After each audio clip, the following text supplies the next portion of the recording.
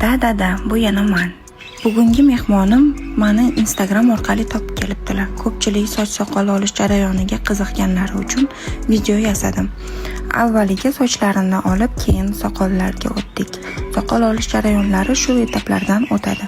Avvaliga yonlarini to'g'irlab, keyin soqollariga penka surib, suv sochuv bilan yumshatib, uzunligini to'g'irlab chiqdim. Britva uchun yumshatadigan yog' surib, yana issiq sochuv bilan yumshatdim va lezbiya orqali konturlarini chizib tozaladim va yuzlariga skrab surib, yana issiq sochuv bilan skrabning foydasini kuchaytirdim.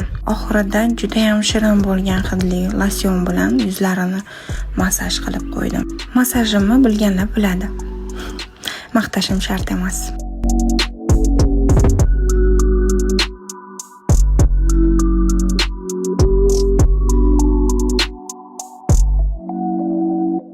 Keyin esa sochlarini yuvib qo'ydim, mana shunday massajlar qilib.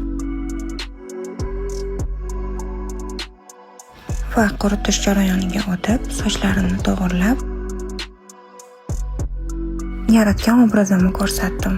Albatta, meni mehmonimga yoqdi. Sizlar ham baho beringlar.